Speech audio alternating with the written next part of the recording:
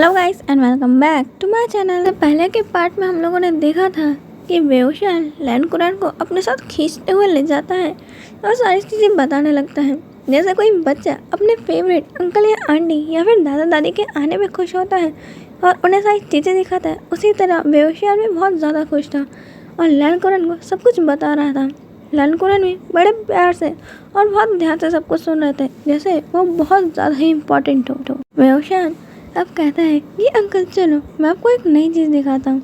ऐसा कह के लैंड को बेओशियन एक जगह ले जाता है जहाँ पे वो एक पत्थर उठाता है और नदी में मारता है तो 3-4 राउंड टप्पे खाने के बाद गिरता है। लैंड कहते हैं कि अच्छा मैं करके देखता हूँ।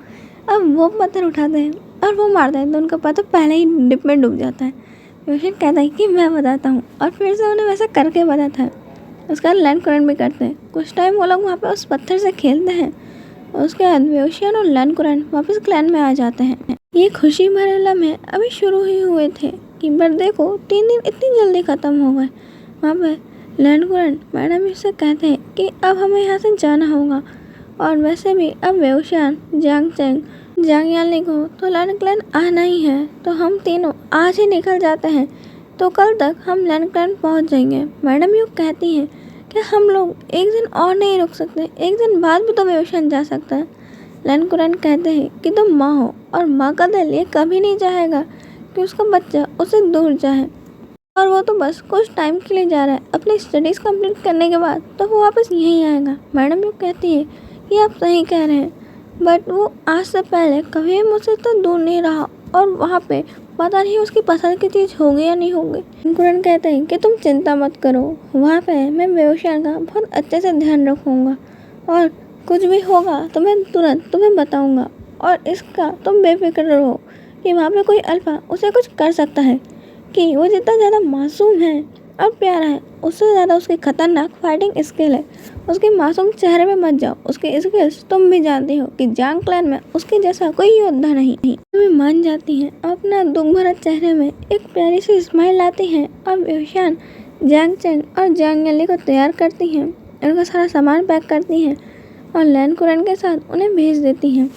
उनके सामने तो वो स्माइल कर रही थी और उनके जाते ही मैडम बहुत तेज़ और फुट कर रोने लगती हैं। वो एक माँ है, भले उनका दिल को कोई भी कितनी भी तसल्ली दे दे और ये कैसे भी समझा ले, बट एक माँ होती है, उसे अपने बच्चों को जाने का बहुत ज़्यादा दुख होता है। वहाँ पे मैडम बहुत ज़्यादा ही रो रही थी। वहाँ पे मिस्टर जांग उन्हें संभालते हैं और फिर मैडम अपने वापस से बॉसी अंदाज में आ जाती है, क्योंकि वो अपना दुख दूसरों को दिखाना नहीं चाहती। हम लोग स्वॉर्ड पे जा रहे थे, बेओशियन तो स्वॉर्ड पे से भी पता नहीं कितने बार नीचे उतर गया था। कभी इधर जाता तो कभी उधर जाता, पता नहीं ये आसमान में सीधे क्यों नहीं चल सकता। कहता है कि मेरी मर्जी, मेरे को सीधे जाना है तो मैं सीधे जाऊँ, मेरे को नहीं जाना तो मैं नहीं जाऊँ, मेरे को जो करना है मैं वो करूँगा।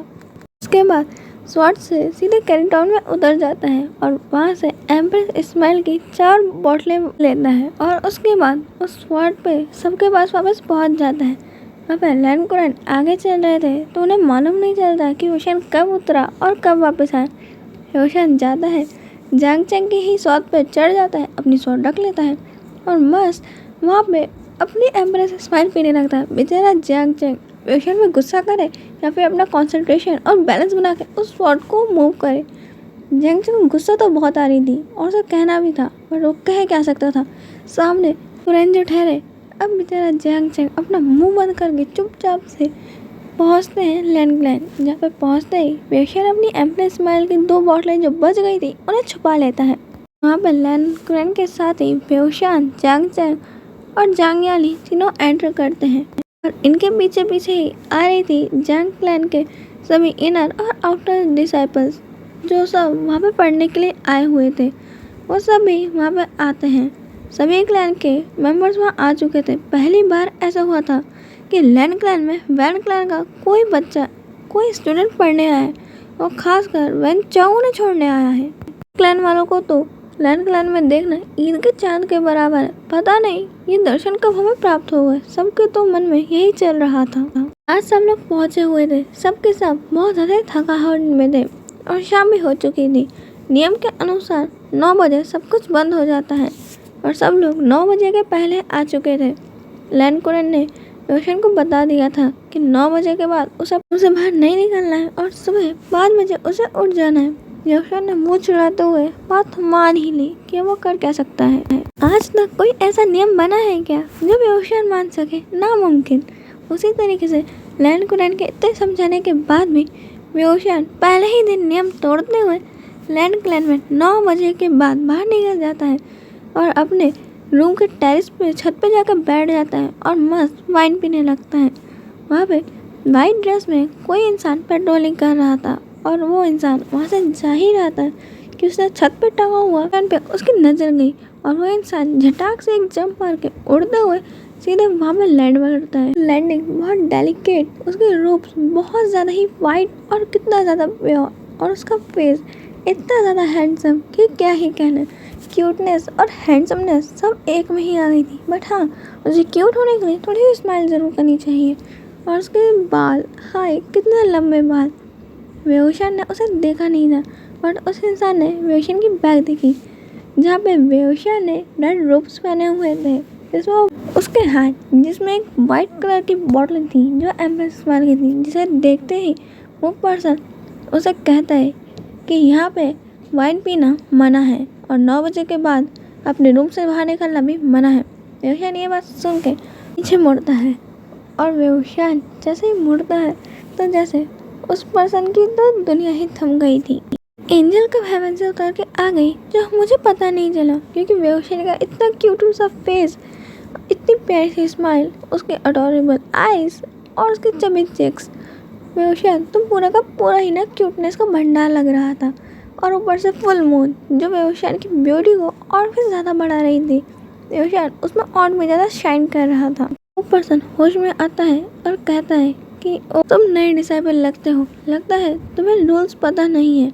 बट हमारे क्लैन में तो रूल बुक पहले ही हर स्टूडेंट को भेज दी जाती है। पर छोड़ो, मैं तुम्हें बता देता हूँ कि लैंड क्लैन में 9 बजे के बाहर निकलना मना है, तुम्हें सुबह 5 बजे उठना है और वाइन पीना तो सख्त मना है और तुम लैंड क्लैन में वाइन पी रहे हो। रोशन कहता है तो क्या हुआ, वाइन ही तो है, अगर मैं पी भी लूँगा तो कुछ नहीं बिगड़ेगा। और देखो तुम थोड़ी ना किसी को बता दोगे, क्या तुम बता दोगे? प्लीज़ मत बताना ना। और ऐसा कह के रोशन अपनी क्यूट सी पप्पी आइज दिखाने लगता है और कहता है कि अगर तुम चाहो तो मैं एक जार दे सकता हूँ। वैसे मैं इतना बुरा भी नहीं हूँ कि इतनी हैंडसम ब्यूटी को मैं ये चीज़ें मना कर दूँ। यहाँ पे रोशन की ऐसी बातें सुन के वो पर्सन कहता है कि यू शेमलेस, कितने बेशर्म हो, एक ओमेगा हो के ऐसी बातें करते हो। रोशन कहता है क्यों, ओमेगास को बात करने का कोई हक नहीं है? ये कहाँ का नियम है? क्या तुम्हारे क्लैन में ये भी नियम है? वहाँ पे रोशन की बात सुन के वो पर्सन कहता है कि क्या तुम्हारे पास इन्हीं फालतू सवालों के लिए इतना वक्त है और कुछ नियम पढ़ने का समय नहीं मिला जो तुम लैंड क्लैन के रूल्स नहीं पढ़ पाए और यहाँ पे आकर सारे रूल्स तोड़ रहे हो? रोशन कुछ नहीं कहता और उस पर्सन को दिखाते हुए वो वाइन पीने लगता है। वहाँ पे वो पर्सन अपने स्वॉर्ड निकालता है और सीधे रोशन की वाइन पे अटैक कर देता है। रोशन बड़े मुश्किल से अपनी वाइन की बोतल को बचाता है। वो पर्सन लैंड वांगजी था जो बहुत ही तेज़ी से और बहुत फ्लुएंटली अपनी स्वॉर्ड को मूव कर रहा था और रोशन की वाइन बॉक्स पे तो ऐसा अटैक कर रहा था कि वाइन की बोतल नहीं कोई बहुत बड़ा एनिमी होगा, क्योंकि बोतल तो बार बार टूटने से बच ही रही थी। रोशन अपनी बोतल संभालता या फिर उससे लड़ता। रोशन हवा में अपनी दोनों बोतलें उड़ा देता है, लैंड वांगजी से फाइट करता है और वो बोतलों को एक बार में ही अपने दूसरे हाथ में कैच कर लेता है, वो भी बिना देखे। लैंड वांगजी ये देख के रोशन से इम्प्रेस होता है कि ये ओमेगा जितना डेलिकेट और सॉफ्ट दिखता है वैसा है नहीं, इसे बहुत अच्छे से लड़ना आता है। लैंड वांगजी अब जो थोड़ा सॉफ्ट बन रहा था वो भी रोशन से ऐसे लड़ने लगता है कि जंगे आज़ादी की लड़ाई इसे ही को लड़ना है। बिल्कुल चुपचाप बहुत कॉन्सेंट्रेट करके लड़ाई कर रहा था और वहाँ दूसरी तरफ बेहोशियार अपनी वाइन पी भी रहा था। लैंड वांगजी को परेशान भी कर रहा था और फाइट भी कर रहा था। लैंड वांगजी को देख के लग रहा था कि ये तो बस यूँ ही बच्चों की तरह स्वॉर्ड को हवा में हिला रहा है, सारी मेहनत तो वही कर रहा है। वहाँ पे रोशन कहता है कि ओह देखो तुम्हें पसीना आ रहा है, क्या तुम चाहते हो कि मैं तुम्हारा पसीना पोंछूं? देखो तुमने कितनी रोप्स पहनी है, क्या मैं इसे उतारने में तुम्हारी मदद करूँ? कैसा लगेगा कि हम लोग कहीं घूमने चले या फिर कुछ ड्रिंक करने, क्या कहते हो? रोशन की ये सारी बातें सुन के लैंड वांगजी का तो सर पक गया था कि ये ओमेगा कुछ देर के लिए अपना मुंह बंद नहीं रख सकता, कितना बोलता है, इसका मुंह नहीं दुखता क्या? भी ओमेगा इसी की तरह पागल होते हैं। मैंने आज तक इस जैसा ओमेगा आज तक नहीं देखा। लगता है ये ब्यूटी विदाउट ब्रेन है, जिसके बाद इतनी खूबसूरत सी ब्यूटीफुल फेस है, इतनी अच्छी स्किल्स है, पर इसके पास भगवान दिमाग देना ही भूल गए। ओशन कहता है कि क्या हुआ, अपने हारने के बारे में सोचने लग गए, और कहते ही लनवंशी को वो हरा देता है। यहाँ पे लनवंशी की स्वॉर्ड उसके हाथ से छूट जाती है और वेओशियन की स्वॉर्ड उसके गले पे आ जाती है। लनवंशी बहुत ज़्यादा शौक था, क्योंकि आज तक उसे कोई भी स्वॉर्डमैनशिप में हरा नहीं सका, और लैंड क्लैन की स्वॉर्डमैनशिप तो हर क्लैन से बेहतर है। और ये पर्सन इतना परफेक्ट कैसे हो सकता है, वो भी इतनी बकवास करने के साथ साथ। लनवंशी को तो वेओशियन को देख के अपने माइंड में ना एक मैजिक सा हो गया था कि उसका ये रूप, ये ब्यूटी कुछ भी लनवंशी के दिमाग से जाने का ही नाम नहीं ले रहा। वहाँ पे लनवंशी वेओशियन कुछ कहता उससे पहले ही उसके ऊपर साइलेंसिंग चार्म लगा देता है कि इसकी और बकवास अगर मैंने सुनी तो मैं पागल हो जाऊंगा। और वेओशियन को पकड़ने के चक्कर में वो वेओशियन के दोनों वाइन के जार्स भी गिरा देता है। वेओशियन इतना गुस्से में था, उसे डटना चाहता था कि मालूम है मैंने अभी उन्हें अच्छे से ख़त्म भी नहीं किया था, कितनी टेस्टी लग रही थी वो गुस्सों की वाइन्स, और तुमने ढंग से पीने भी नहीं दिया और बर्बाद कर दी। वेओशियन को सब कुछ कहना था, बट वो कह ही नहीं पा रहा था। लनवंशी उसे जबरदस्ती अंकल के सामने लाके रूम में खड़ा कर देता है और वेओशियन की कंप्लेनें करने लगता है कि हमने अब तक कितने नियम तोड़ दिए। लनवंशी की गिनती तो सुपर फास्ट मील से भी तेज चल रही थी। वेओशियन ने पूरे 10 नियम तोड़ दिए, और ऐसे ऐसे नियम लनवंशी ने गिनवाए थे कि जिसे सुनने के बाद वेओशियन का गुस्सा 7वें आसमान में पहुंच गया था।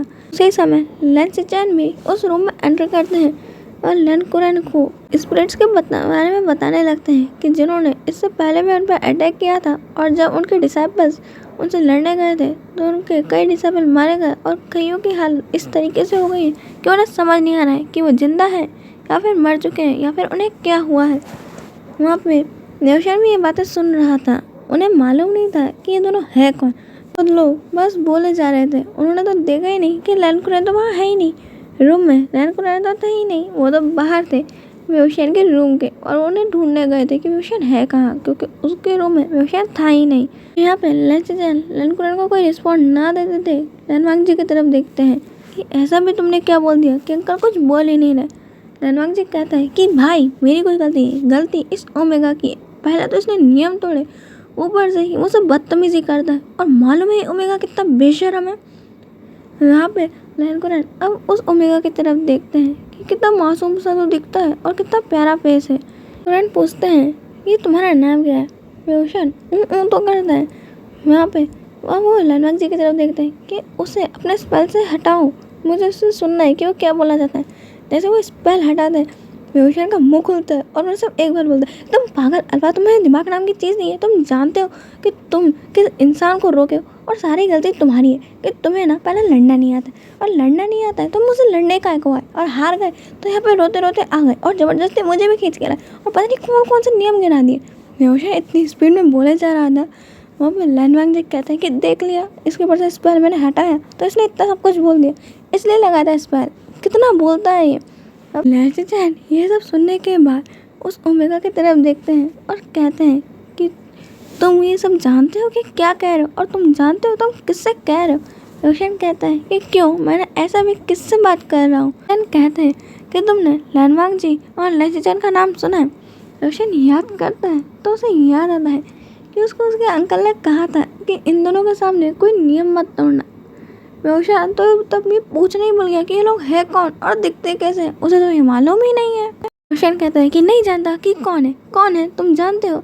अच्छा, क्या तुम्हारा सीनियर डिसाइपल है या जूनियर डिसाइपल है? लैंसिचैन को तो सुन के सनवा ही लग जाता है कि जहाँ पे पूरा कल्टिवेशन वर्ल्ड उनको जानता है, और ये ओमेगा तो ऐसे बात कर रहा है कि जान ना पहचान, मैं तेरा मेहमान। लैंसिचैन कहते हैं कि छोड़ो, मैं तुम्हें सारे नियम बता देता हूँ, और वो 1 से लेकर पूरे 3000 रूल वेओशियन को गिनाने लगते हैं।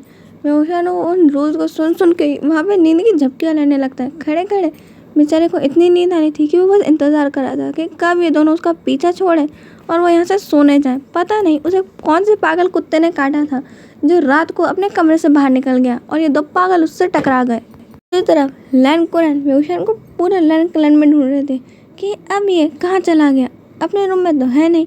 लैन कुरैन अब ढूंढते ढूंढते जब अपने रूम में पहुँचते हैं तब उन्हें दिखता है कि लनवंशी और लैंसिचैन के साथ वेओशियन जो आधी नींद में ऊँग रहा है और वहाँ पे लैनवांग जी और लैन चेचन मिलके उसे नियम ही बताए जा रहे हैं। वेओशान अब इधर उधर मुंडी घुमाते घुमाते जब उसकी नज़र पड़ती है कि यहाँ पे लैन कुरैन है, वो भागते हुए उनके पास जाता है और कहता है कि अच्छा हुआ अंकल आप आ गए, ये तो पागल लोगों ने मेरा दिमाग खा गए, पता नहीं ये कौन है, आपने अपने क्लैन में ऐसे ऐसे नमूने काहे के लिए रखे हुए हैं, सारा के सारा मेरा दिमाग चाप गए।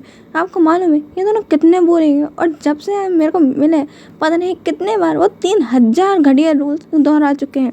ये सुनने के बाद वहाँ पर लैनवांग जी और लैन कुरैन तो ऐसे देख रहे थे कि हमने तो सिर्फ अभी 5 ही बार बोला है, अभी अंकल देखना तुझे कितने बार लिखने की सजा देंगे।